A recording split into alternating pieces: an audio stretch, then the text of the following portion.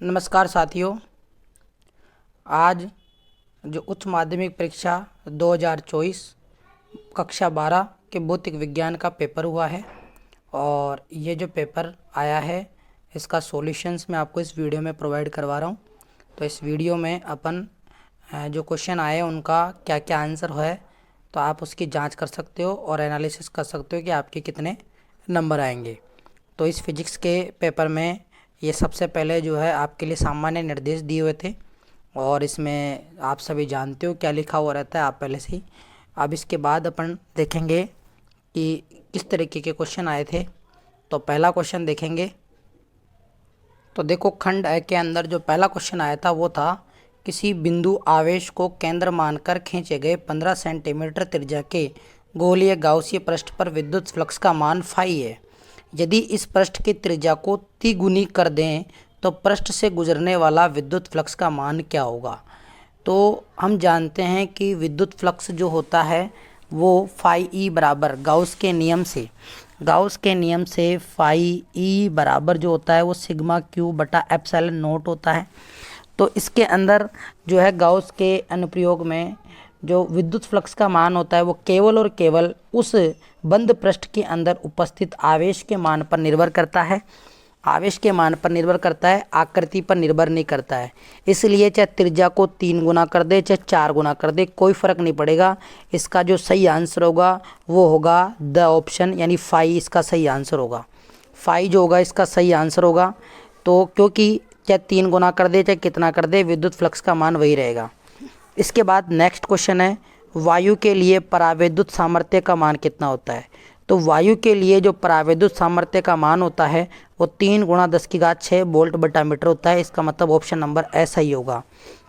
फिर है, प्रतिरोधकता का एसआई मात्रक क्या होता है। तो प्रतिरोधकता का एसआई मात्रक ओम गुणा मीटर होता है। ध्यान देना, ओम गुणा मीटर होता है। फिर है नेक्स्ट क्वेश्चन, दिए गए चित्र में यदि व्हीटस्टोन सेतु संतुलन अवस्था में है तो प्रतिरोध एस का मान कितना होगा। तो यहाँ प्रतिरोध एस का मान ज्ञात करना है। तो हम जानते हैं कि व्हीटस्टोन सेतु की संतुलन अवस्था P बटा Q बराबर R बटा S होती है। तो हमें S का मान ज्ञात करना है। तो S बराबर हो जाएगा यहाँ पे R गुणा Q बटा P, क्योंकि उल्टा होगा। तो R का मान जो है हमें दे रखा है कितना, 18 और Q का मान है 10 और जो P का मान है वो 30। तो इसको काटेंगे तो 18 में 3 का भाग लगाएंगे तो कितना आएगा, 6 ओम आएगा। फटाफट से आप ये भी देख सकते थे कि इनका अनुपात जो आ रहा है वो 3 आ रहा है, तो इसमें 6 आएगा तब जाकर इनका अनुपात भी क्या आएगा, 3 आएगा। तो इसका सही आंसर क्या होगा, 6 ओम। ठीक है। इसके बाद नेक्स्ट क्वेश्चन है, यदि किसी प्रकाशिक उपकरण का आवर्धन अगर ऋणात्मक हो तो प्रतिबिंब सदैव कैसा बनेगा। तो देखो, आवर्धनता ऋणात्मक होती है तो प्रतिबिंब हमेशा वास्तविक एवं उल्टा बनता है, और अगर आवर्धनता धनात्मक होती है तो प्रतिबिंब आभासी व सीधा बनता है। तो इसका जो सही आंसर होगा ऑप्शन नंबर ए होगा। फिर नेक्स्ट क्वेश्चन है, यदि संयुक्त सूक्ष्मदर्शी में अभिदर्शक एवं नेत्रिका का आवर्धन क्रमशः MO व ME है तो सूक्ष्मदर्शी की कुल आवर्धन क्षमता स्मॉल m क्या होगी। तो इस केस में आवर्धन क्षमता गुणा हो जाती है, तो इसका सही आंसर होगा MO गुणा ME। फिर है, सूर्य से प्राप्त प्राकृतिक प्रकाश होता है। तो सूर्य से प्राप्त जो होता है प्रकाश वो अध्रुवित होता है, एक तरीके का क्या होता है, अध्रुवित होता है। फिर है, यदि किसी धातु से उत्सर्जित प्रकाशिक इलेक्ट्रॉन की अधिकतम गतिज ऊर्जा अगर 1.8 इलेक्ट्रॉन वोल्ट है तो निरोधी विभव का मान क्या होगा। तो देखिए, जो अधिकतम गतिज ऊर्जा होती है यानी K मैक्सिमम जो होता है वो EV0 के बराबर होता है। तो हमें V0 ज्ञात करना है, तो V0 बराबर हो जाएगा K मैक्सिमम बटा E। K मैक्सिमम का मान है कितना, 1.8 इलेक्ट्रॉन वोल्ट, और अगर हम इसमें E का भाग लगाएंगे तो E से E कटेगा तो 1.8 वोल्ट। तो C ऑप्शन में दे रखा है 1.8 वोल्ट, तो इसका सही आंसर होगा 1.8 वोल्ट। इसके बाद है नेक्स्ट क्वेश्चन। अब नेक्स्ट क्वेश्चन है, फोटोन का संवेग P होता है। तो फोटोन का संवेग P जो होगा वो किसके बराबर होगा। तो P बराबर होता है H/λ। तो इसका सही ऑप्शन होगा A, H/λ होता है। फिर संघट्ट प्राचल के अधिकतम मान के लिए अल्फा कण का प्रकीर्णन कोण कितना होगा। तो देखो, संघट्ट प्राचल का अधिकतम मान कब होगा, जब इस नाभिक से वो कण बहुत दूरी पर सीधा चला जाए। तो सीधा जाएगा तो परकिणित नहीं होगा, तो थीटा का मान कितना होगा 0 डिग्री। तो संघट्ट प्राचल के अधिकतम मान के लिए अल्फा का मान 0 डिग्री होना चाहिए। उसके बाद नेक्स्ट क्वेश्चन है, हाइड्रोजन परमाणु में किसी इलेक्ट्रॉन की पहली उत्तेजित अवस्था में आवश्यक उत्तेजन ऊर्जा का मान कितना होगा। तो आवश्यक उत्तेजन ऊर्जा का मान जो होगा 13.6 इलेक्ट्रॉन वोल्ट होगा पहली उत्तेजित अवस्था में। भाई ऊर्जा तो -13.6 होती है, लेकिन उत्तेजन ऊर्जा का मान 13.6 आएगा। फिर है, वे परमाणु जिनके परमाणु क्रमांक समान हो लेकिन द्रव्यमान संख्या भिन्न हो वो क्या कहलाएंगे। जिनके परमाणु क्रमांक समान होते हैं वो समस्थानिक कहलाते हैं। तो इसका सही आंसर सी ऑप्शन होगा। फिर है, अकार्बनिक अर्धचालक का उदाहरण क्या होगा। तो अकार्बनिक अर्धचालक का उदाहरण होता है CDS, और बाकी ये जो है कार्बनिक अर्धचालक हैं ये, और ये पॉली बहुलक हैं ये। तो इसका सही आंसर होगा CDS। ठीक है, ये हो गए। इसके बाद नेक्स्ट क्वेश्चन, इसके बाद नेक्स्ट देखेंगे अपन, जब एक आवेशित कण एक समान चुंबकीय क्षेत्र के लंबवत दिशा में गति करता है तो कण का पथ कैसा होगा। तो कण का पथ जब लंबवत गति करता है तब वर्ताकार होता है। कैसा होता है, वर्ताकार होता है। तो इसका सही आंसर होगा वर्ताकार। फिर अन्योन्य प्रेरण के सिद्धांत पर आधारित उपकरण। तो अन्योन्य प्रेरण के सिद्धांत पर आधारित होता है ट्रांसफार्मर। तो इसका सही आंसर होगा ट्रांसफार्मर। विस्थापन धारा ID का सूत्र क्या है। तो विस्थापन धारा ID का सूत्र होता है epsilon naught d phi E बटा dt। तो इसका सही आंसर ये होगा। हाँ, अगर इस तरीके से लिखा हुआ रहता कि फाई ई की जगह विद्युत क्षेत्र आता तो ये सूत्र हो जाता ए एप्सिलॉन नॉट डी ई बटा डी टी, लेकिन यहाँ पे क्या होगा epsilon naught D phi E बटा डी टी। ठीक है, इसके बाद नेक्स्ट क्वेश्चन, फिर नेक्स्ट था रिक्त स्थानों की पूर्ति करो। तो 1 से लेकर 10 तक आपको रिक्त स्थानों की पूर्ति करनी थी। तो उसमें एकल धन आवेश के कारण विद्युत क्षेत्र रेखाएं त्रिज्यीय कैसी होगी। तो देखो, एकल धन आवेश के कारण जो विद्युत क्षेत्र रेखाएं निकलती है त्रिज्यीय बनती है और बाहर की ओर निकलती है। कैसे निकलती है, बाहर की ओर। तो इसका सही आंसर क्या होगा, बाहर होगा। फिर इकाई विद्युत क्षेत्र लगाने पर इलेक्ट्रॉन के अपवाह वेग के परिमाण को खालिस्तान कहते हैं। तो देखो, इकाई विद्युत क्षेत्र का बोला है, यानी विद्युत क्षेत्र का मान इकाई है। तो इलेक्ट्रॉनों का अपवाह वेग इस केस में जो होगा वो गतिशीलता के बराबर होगा, म्यू के बराबर होगा। तो इसका जो सही आंसर आएगा वो आएगा गतिशीलता। क्या आएगा इसका सही आंसर, गतिशीलता इसका सही आंसर आएगा। फिर है, एक गैल्वेनोमीटर को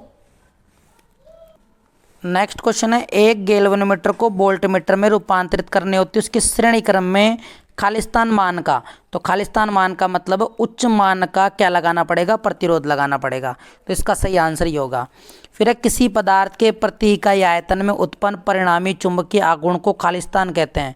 तो देखो, किसी पदार्थ के प्रति एकांक आयतन में बोला है तो उस चुंबकीय आघूर्ण को अपन चुंबकन तीव्रता कहेंगे। क्या कहेंगे अपन, तो उसे अपन बोलेंगे चुंबकन तीव्रता। क्या बोलेंगे, चुंबकन तीव्रता बोलते हैं उसे। ठीक है, चुंबकन तीव्रता होगा। फिर है, एक संपूर्ण चक्र में प्रत्यावर्ती धारा का मान खालिस्तान होता है। तो देखो, एक संपूर्ण चक्र में प्रत्यावर्ती धारा का मान जो होता है वो 0 होता है। क्या होता है, 0 होता है। फिर है, एक अवतल दर्पण की वक्रता त्रिज्या 24 सेंटीमीटर है तो फोकस दूरी जो होगी वो कितनी हो जाएगी, 12 सेंटीमीटर, क्योंकि आधी हो जाएगी। तो इसका सही आंसर आएगा 12 सेंटीमीटर। फिर है, किसी अवरोध के किनारों द्वारा तरंगों का अपने मार्ग से मुड़ जाना खालिस्तान कहलाता है। तो अपने मार्ग से मुड़ जाना जो है वो विवर्तन कहलाता है। क्या कहलाता है, विवर्तन कहलाता है। इसका सही आंसर होगा विवर्तन। फिर है, विभव V द्वारा त्वरित किसी इलेक्ट्रॉन से समृद्ध दे ब्रोगली तरंग दैर्ध्य का सूत्र क्या होगा। तो उसका जो सूत्र होगा लैम्बडा बराबर होगा 12.27 बटा √V एंगस्ट्रॉम में। किस में आएगा, एंगस्ट्रॉम में। तो इसका सही आंसर ये होगा 12.27 बटा √V एंगस्ट्रॉम में। फिर है, यदि हाइड्रोजन परमाणु के प्रथम कक्षा की त्रिज्या अगर ये है तो इसकी दूसरी कक्षा की त्रिज्या मीटर में कितनी होगी। हमें मीटर में ही बताना, ध्यान देना, मीटर में ही बताना था। तो हम जानते हैं कि जो NV कक्षा की त्रिज्या का सूत्र होता है RN बराबर जो होता है वो n² गुणा A0 होता है। तो आप तो ये मान लो कि A0 का मान जो है मीटर में दे रखा है, 0.5 गुणा 10⁻⁻10। n² मतलब दूसरी कक्षा यानी 2 का वर्ग करेंगे तो 4। तो 0.5 का गुणा अगर हम 4 से करते हैं तो 5 चौक 20 यानी 2 जाएगा तो 2। तो इसका जो आंसर आएगा वो आएगा 2 गुणा 10⁻⁻10 मीटर। 2 गुणा -10⁻⁻10 10⁻10 मीटर इसका सही आंसर आएगा। मीटर में पूछा है तो यही बताना था। अपद्रव्य अर्धचालक खालिस्तान प्रकार के होते हैं, तो अपद्रव्य अर्धचालक 2 प्रकार के होते हैं, यानी एन और पी प्रकार के। तो इनके जो सही आंसर होंगे ये होंगे। ठीक है, इसके बाद नेक्स्ट क्वेश्चन फिर है, निम्न प्रश्नों के उत्तर एक पंक्ति में दीजिए। तो देखो एक पंक्ति में आपको आंसर देना था, किसी एकल धन आवेश के लिए समविभव पृष्ठ बनाइए।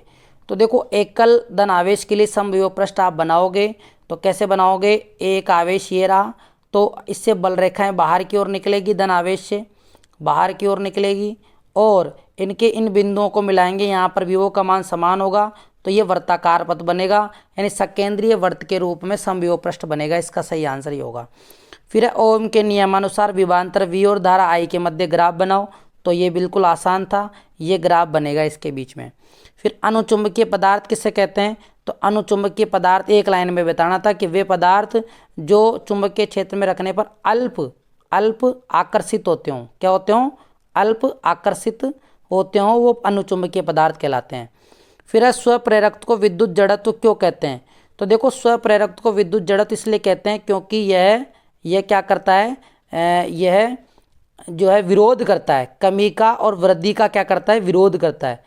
तो जड़त्व का मतलब ये होता है विरोध करना, तो ये क्या करता है, विरोध करता है, इसमें जो मान बढ़ने का इनका विरोध करता है, इसलिए इसको अपन जड़त्व का नियम कहते हैं, और ये अपनी मूल अवस्था में आना चाहता है। एक ही तो ये। फिर है कला समृद्ध स्रोत को परिभाषित कीजिए। तो कला समृद्ध स्रोत को आप परिभाषित कर सकते थे कि वे स्रोत जिनमें कला का मान समान होता है वो कला समृद्ध स्रोत कहलाते हैं।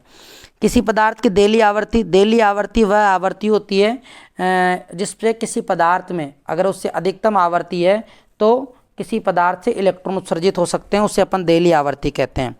फिर आयनन ऊर्जा किसी इलेक्ट्रॉन को आयनित करवाने के लिए जितनी ऊर्जा की आवश्यकता होती है वो आयनन ऊर्जा कहलाती है। आइंस्टीन का द्रव्यमान ऊर्जा समतुल्यता संबंध E बराबर जो होता है mc² होता है। यहाँ पे m जो था द्रव्यमान होता है, c प्रकाश का वेग होता है, ये लिखना था। फिर आ जाइए सेक्शन नंबर बी पे, यानी खंड ब पे। इसमें दे रखा है कि 6 माइक्रोफेरड धारिता के 3 संधारित्र पार्श्व क्रम में जुड़े हुए हैं, यानी समांतर क्रम में जुड़े हुए हैं, तो तुल्य धारिता कितनी होगी, 1.5 नंबर का था। तो आपको बिल्कुल सिंपल सा लिखना था कि अगर पार्श्व क्रम में जुड़ा रहता है तो C तुल्य जो होता है उसमें धारिता जुड़ जाती है, C1 + C2 + C3 जुड़ जाएगी। तो 6 C1 का मान 6, दूसरे का भी 6, 6 6 6 12 6 18, तो इसका सही आंसर होगा 18 माइक्रोफेरड। फिर है किसी सेल के विद्युत वाहक बल को और आंतरिक प्रतिरोध को परिभाषित कीजिए। तो आपको विद्युत वाहक बल बताना था, विद्युत वाहक बल E बताना था। तो विद्युत वाहक बल क्या होता है, अगर आप किसी आवेश को पूरे परिपथ में गति करवाते हो टर्मिनल सहित तो वो विद्युत वाहक बल कहलाता है। और आंतरिक प्रतिरोध होता है सेल के अंदर जो अपघट्य होता है उसके कारण जो अवरोध उत्पन्न होता है उसे आंतरिक प्रतिरोध कहते हैं। चुंबकीय क्षेत्र रेखाओं के कोई 2 गुण लिखने थे, तो इसमें आप लिख सकते थे कि चुंबकीय क्षेत्र रेखाएं नॉर्थ से जो है साउथ की ओर जाती है और अंदर साउथ से नॉर्थ की ओर जाती है, कभी एक दूसरे को नहीं काटती है। तो प्रत्यावर्ती धारा जनित्र का स्पष्ट नामांकित चित्र बनाना था, तो आपको प्रत्यावर्ती धारा जनित्र जनरेटर का बनाना था स्पष्ट नामांकित चित्र। तो प्रत्यावर्ती धारा का चित्र आपने बना ही दिया होगा। ट्रांसफार्मर नहीं पूछा है आपसे, क्या पूछा है यहाँ पे, जनरेटर पूछा है, तो जनरेटर वाला चित्र बनाना था आपको, ऐसे आपको रखने थे, और यहाँ पे ये कोयल रखनी थी, ठीक है, और ये आप इस तरीके से इसका चित्र बना के आते। तो ये उम्मीद है आपने किया होगा। अब चलते हैं नेक्स्ट क्वेश्चन की तरफ। फिर देखो एक न्यूमेरिकल आया था, बहुत ही आसान न्यूमेरिकल था कि पूर्व से पश्चिम दिशा में स्थित 5 मीटर लंबा सीधा क्षैतिज चालक तार 0.3 × 10⁻⁴ टेस्ला के पृथ्वी के चुंबकीय क्षेत्र के क्षैतिज घटक के लंबवत 2 मीटर पर सेकंड की चाल से गिर रहा है, तो तार के सिरों के मध्य प्रेरित विद्युत वाहक बल का तात्क्षणिक मान क्या होगा। तो इसके लिए तो आपको बस मान लिखना था क्या क्या दिया और ये सूत्र लगाना था E = BLB। ये सूत्र लगा के B का मान आपको दे रखा था, L का मान दे रखा था, B का मान दे रखा था, रख के और आंसर ज्ञात करना था आपको। इतना आसान प्रश्न था। फिर था नेक्स्ट प्रश्न, विद्युत चुम्बकीय स्पेक्ट्रम में उत्पन्न किन्हीं 3 तरंगों के नाम लिखो। तो आप लिख देते इसके अंदर तो रेडियो तरंगे, ठीक है, रेडियो तरंगे, अवरक्त तरंगे, पराबैंगनी तरंगे, ये लिख सकते थे। फिर नेक्स्ट था, किसी छोटी दूरबीन की आवर्धन क्षमता अगर 9 है और नली की ट्यूब की लंबाई 100 सेंटीमीटर है तो दूरबीन के अभिदर्शक तथा नेत्रिका की फोकस दूरियां क्या होगी। तो सब कुछ तो दे दिया था, बस आपको हल ही तो करना था। आपको देखो एम का मान दे दिया था 9 और ट्यूब की लंबाई आपको दे दी थी एल का मान 100 सेंटीमीटर।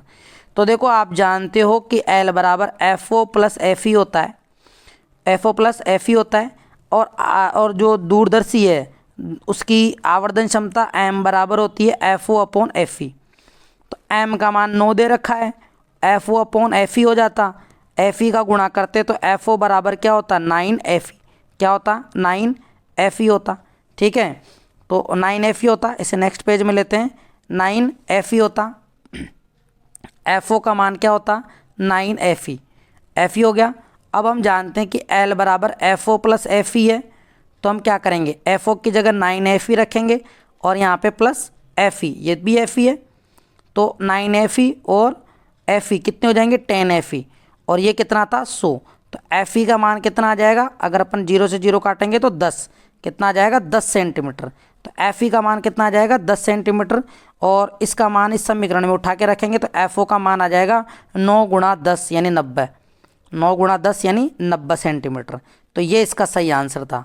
ठीक है, तो ये इसका सही आंसर इस तरीके से आप निकाल सकते थे। तो अब चलते हैं अपन वापस से क्वेश्चन की तरफ। नेक्स्ट क्वेश्चन क्या है, तो नेक्स्ट है इसके अंदर, हाइगेंस के तरंग सिद्धांत से प्रकाश के अपवर्तन हेतु स्नेल के नियम को व्युत्पन्न कीजिए। तो हाइगेंस के तरंग सिद्धांत से आपको चित्र बना के स्नेल का नियम साइन आई बटा साइन आर व्युत्पन्न करना था।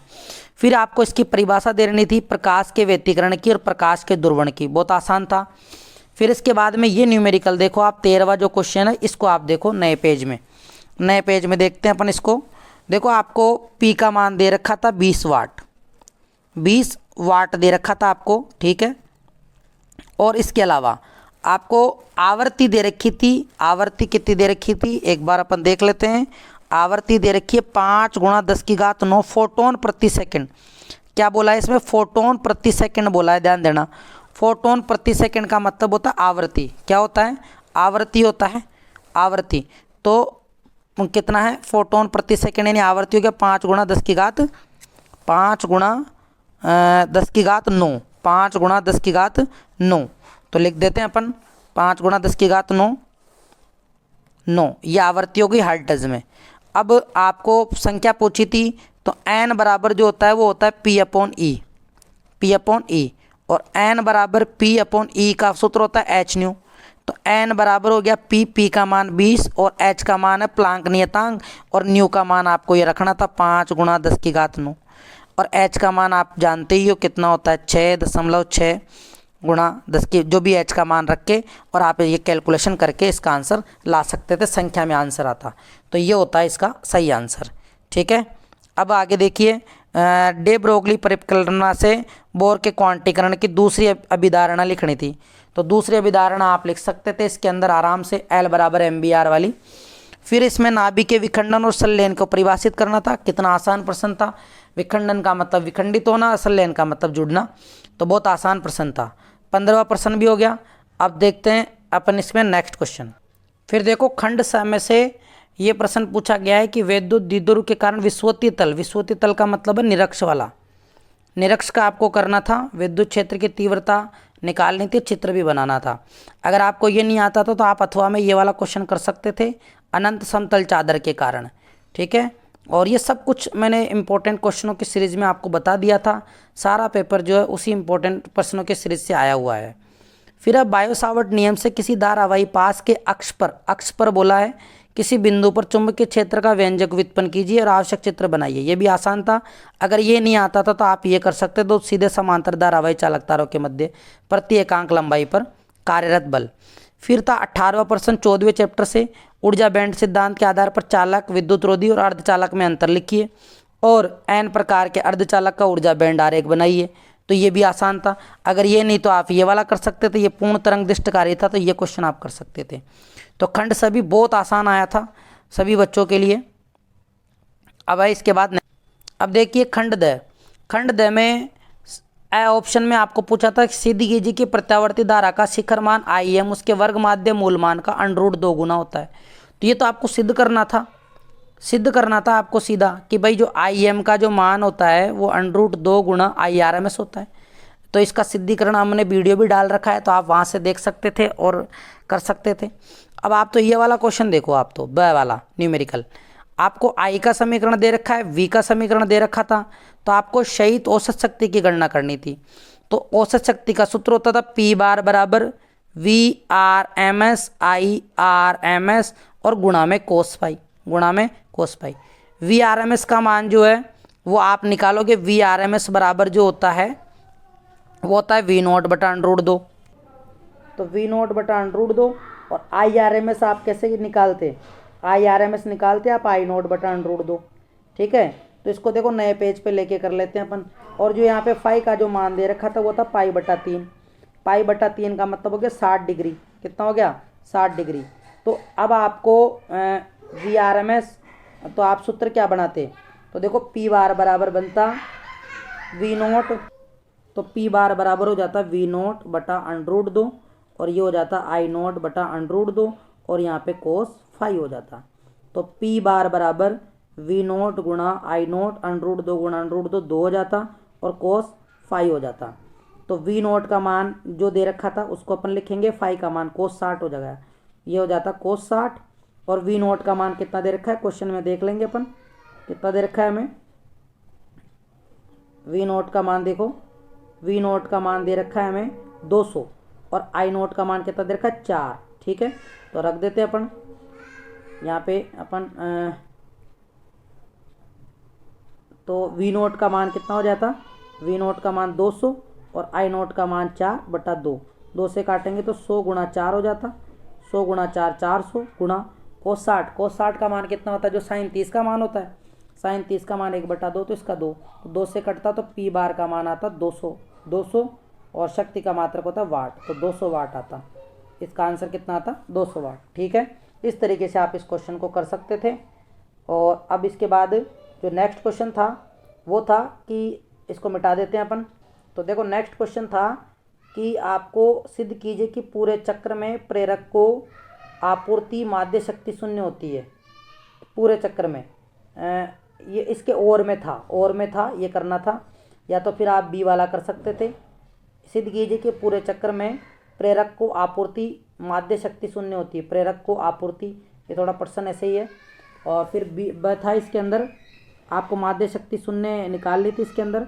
और बी था LCR प्रत्यावर्ती धारा परिपथ में R का मान 24 दे रखा था, XL ये दे रखा था, XC दे रखा था, प्रतिबाधा निकालना था। तो प्रतिबाधा Z बराबर होता है √R² प्लस XL का XL माइनस XC का होल स्क्वायर। तो दोनों करते तो 0 हो जाता, R² 24 का स्क्वायर करते और फिर उसका वर्गमूल 24 का स्क्वायर, यानी 24 ही आंसर आ जाता है इसका, तो सीधी सी बात। ठीक है, फिर है पूर्ण आंतरिक परावर्तन को परिभाषित कीजिए, गोले दर्पण के लिए UV वेप में संबंध स्थापित कीजिए, आवश्यक किरण आरेख बनाइए। ये भी बहुत आसान प्रश्न था, पूर्ण आंतरिक परावर्तन से संबंधित था और U व B में संबंध स्थापित करना था आपको गोले दर्पण के लिए। फिर यहाँ पे दे रखा था पार्श्विक विस्थापन को परिभाषित कीजिए, लेंस में सूत्र का व्युत्पन्न कीजिए, चित्र बनाइए। ठीक है, तो दोनों बताने थे, पार्श्विक विस्थापन और ये लेंस में सूत्र, तो आराम से आप इसको कर सकते थे। तो बहुत ही आसान पेपर आया था और आप इसमें 100 में से 100 नंबर भी ला सकते थे।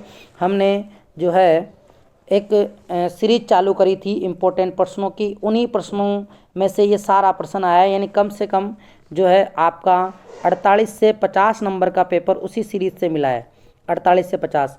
तो इस पे आपको इम्पोर्टेंट क्वेश्चंस वगैरह सब कुछ है, सब कुछ हमने प्रोवाइड करवा दिया था, उसी में से आया है, आप इसका प्रूफ देख सकते हो। और अब आपके जो भी भाई बहन हो उसको आप इस चैनल के बारे में ज़रूर बताएं, क्योंकि इस चैनल पे जो है पूरी 11th-12th की फिजिक्स और उससे और एग्ज़ाम पॉइंट ऑफ व्यू के सारे पॉइंट्स वगैरह यहाँ पे डिस्कस करेंगे, बताएंगे उनको। तो उम्मीद है आपको ये वीडियो अच्छा लगा होगा, सभी को आंसर पता लग गए, आप एनालिसिस कर लिए होंगे। तो आप एनालिसिस करके कमेंट बॉक्स में ज़रूर बताना कि आपके कितने नंबर आ रहे हैं, कमेंट बॉक्स में ज़रूर बताएं कि आपके कितने नंबर आ रहे हैं। ठीक है, thank you, best of luck for your next exam.